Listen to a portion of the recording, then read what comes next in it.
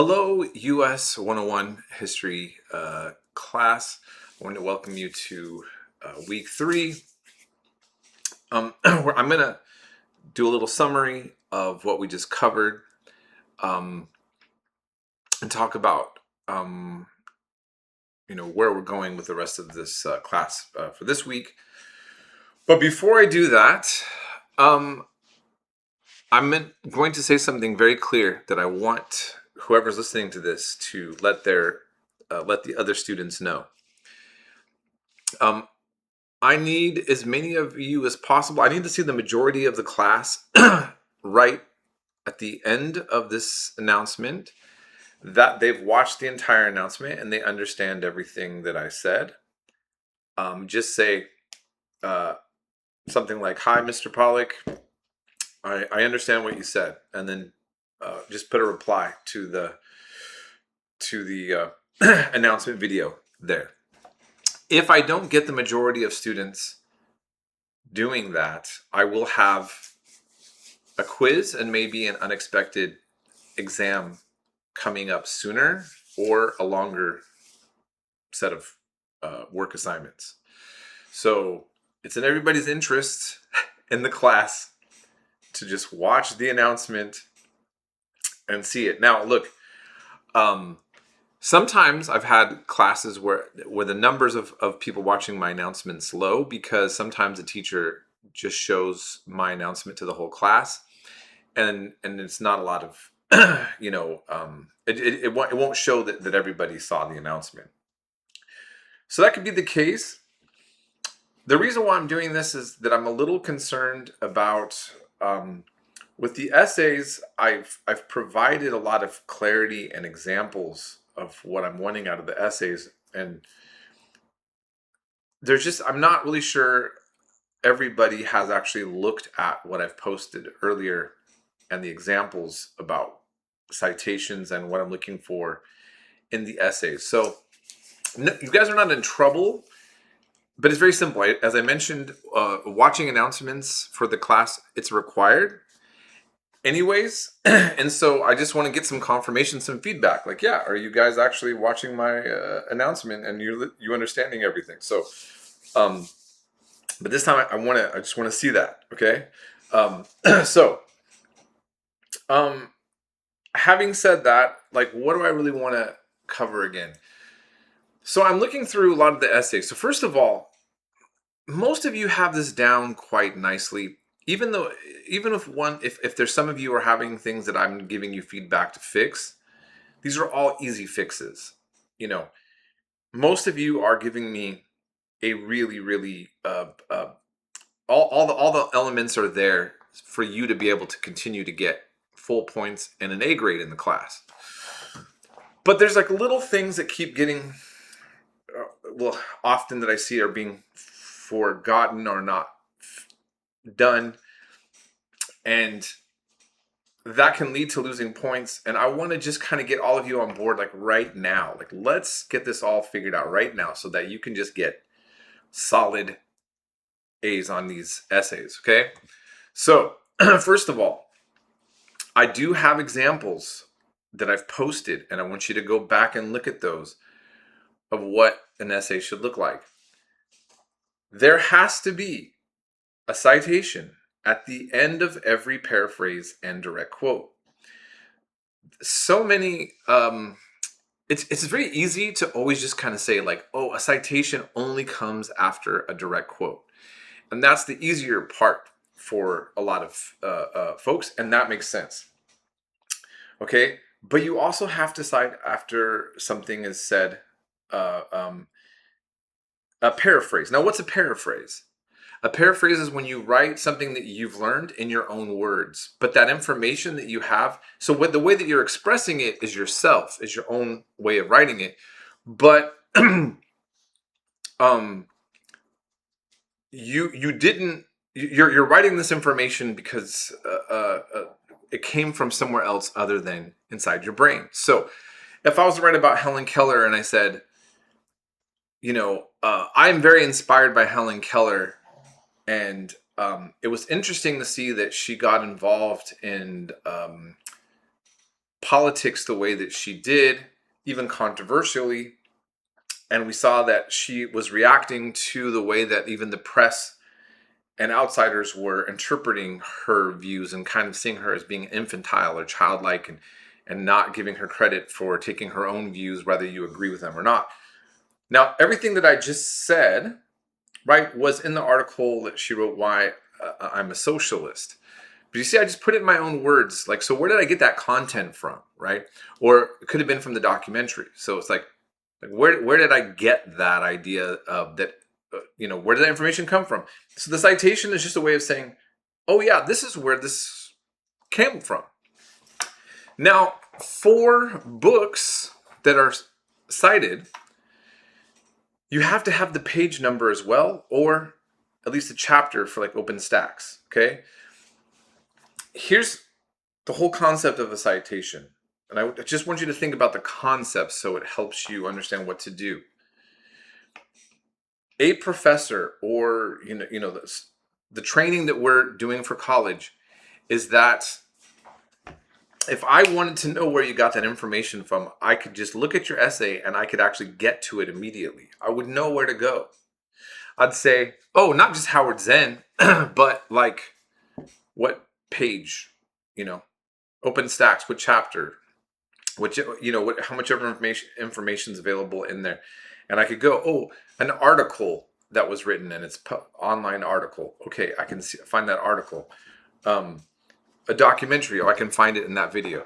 Like, if the information, if I look at an essay and I can't personally, if I don't know where to go specifically to find that information on the essay, it's not cited properly. You see, that's the concept there. And again, I mean, first of all, this has always been the concept of academia for these kind of papers. But now with AI, it's even more important because many students can just not write their own papers. And on the internet, people can pull internet papers off the internet. The citation and working with the sources we have, it helps, it shows that you're doing this all on your own, okay? And there's no escaping this, as I mentioned in some of my other announcements. Like, this is the whole point. And look, I promise you, once you get in the habit of working with this material and doing it in this way, you're going to see yourself get full points. So look, you're going to write a paragraph. You're going to say some things in your own word, cite it down. You might have a direct quote and put it there. Okay, so here's the other thing about citations, though. If you cite something properly, you're not committing plagiarism. But there should be a low percentage of the paper having citations. Like, turn it in. So when you turn in your essay, it has to be at least a page long. That's the other thing. Okay? It has to be at least close to a page. If you're a little off, it's okay, especially if it's packed full of good information and stuff. But I'm looking on there, and so if I have a barely one-page paper and it says 40% on the Turnitin, or even 35%, it's telling me that a huge chunk of that is not even written by you. It's just direct quotes. So that's not really a page of material that you're giving me. I have some people giving me 50% quotations, direct quotes. So 50% of the paper is not written by them. That's half a page of work that you did. You don't get, you're not in trouble. You didn't plagiarize. But do you see the problem? So it needs to be mainly in your own words. Okay, so the citation, the direct quote should be minimal, not the whole thing. This was a struggle I always had at MJC, by the way, always. And I like internally rebelled. It's like I didn't want to write. I couldn't think about how I wanted to say or put it in my own words. And despite the fact that I was hearing from my professor, you got to like put it in your own words. You can't do this huge block chunks all the time. You got to like. I struggled, and But so here we are. You got to do that, okay? And the citations have to be at the end in parentheses. End of the paraphrase, not the beginning. Okay, and it has to be in paraphrase. And I also want the essay broken up into paragraphs too. You give me a big block. I'm not taking off the points right now, but an essay needs to just be broken up into paragraphs. Okay, so these are all just things that I want all of you to keep in mind. If you did not do that, I'm going to wait on some of these papers and not grade them until Thursday. I'm going to give you until Thursday to kind of think about what I just mentioned. See if you can maybe fix those a little bit. Now, look, if the majority of you really take to heart, and I'm seeing that you really are getting this down and you resend these essays kind of like under this new kind of like you're getting it, and I'm really seeing that you all are mainly on the same page. I'm also might reward you with some a little less work too, because really right now I'm just trying to get everybody on board to know what they need to do. And like I said, you guys are doing great. This is still the beginning of the semester, and I'm just trying to get everybody to like understand like what to do. And I know there's been some glitches too with the videos being blocked, and hopefully that's getting resolved. That's got to get resolved. So I'm hoping that that's But for now, I'm just gonna move on from that. Okay. So having said all of that, I'll just kind of briefly, as best I can, just draw the summary of what we covered. So I first of all, I got to say, even though I made all these like critiques about the essay, like citation issues and all that stuff, it's clear to me as I look through all the essays that you all have an understanding of Helen Keller now, and you have a more multi-dimensional understanding of her. And of course, I used her because she intersects with all of the subject matter of the history we talked about, and the struggle of workers' rights, and the reactions to capitalism, and the reactions to men that are known as the robber barons and all of that. And so I think she was a good way to kind of like reflect on that. And then also to see how people in power will take somebody like her, and they like them when they're like safe, like, or but when she starts critiquing the system, then she gets talked down on. And we see that historically, popular culture has basically bulldozed over this part of her history. This is why I wanted to pull it out of the rubble and show you guys this more multi-dimensional package of her personality and her reality. So okay, so having said that, this week we are going into we're kind of staying on the theme of workers' reactions to their conditions, and people like Mother Jones, also very important historical figures in my opinion that we should know more about. And I just want to say a few more things on this, and then I'm going to go. But part of the critique that people like Howard Zinn get from some folks is that they say he makes people feel anti-American by making these critical observations in history. But what I'm trying to show you is like, I don't know.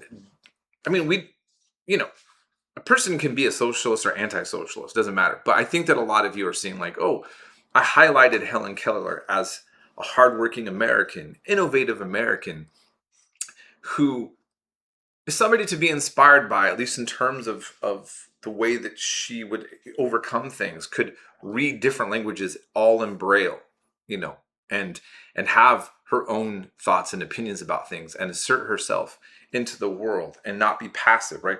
That's a very inspiring character. She's an American in American history. I think we're going to come up to Mother Jones. I think this is also very powerful. These are women, that often don't even get highlighted in history, and they're mobilizing, doing things that are generating, for the best results, or the attempt at best results for Americans in our country. Howard Zinn is showing us that we can celebrate America, but what do we celebrate and who do we celebrate? Does patriotism or appreciation of your country require you to only like powerful elites, to only like some of the founders, or can can that extend to the common person? If we do that, is that somehow like disrespecting where we live? Do you see what I'm saying? I just want you to think about that. And I also want you to think about, tragically, and I'll probably say more about this later, but I'm trying to be very careful with what's going on currently, and the shootings, and the issue with ICE and Border Patrol, and everything that's taking place right now, which is huge. We are in a very critical point of our history here. And so, in a sense, we're tragically living through the things that everybody was living at the time of what we're studying, which is that people are always divided by different opinions about where they're at in life. What is their circumstance? What shapes them to take on this position in which you really have a passionate disagreement beyond just polite disagreement of your fellow Americans' point of view, and our relationship to the state, and the state's relationship to us. And does the Constitution matter always, or only when it's convenient? Do we only relate to things if it's part of our ideologies? Do we not have consistency? Or do we have consistency? You see, there's a lot of questions we can think about with all this. Anyways, I'm going to leave it at that for now. I hope all of you have a great week. Let's be in touch. And yeah, that's it.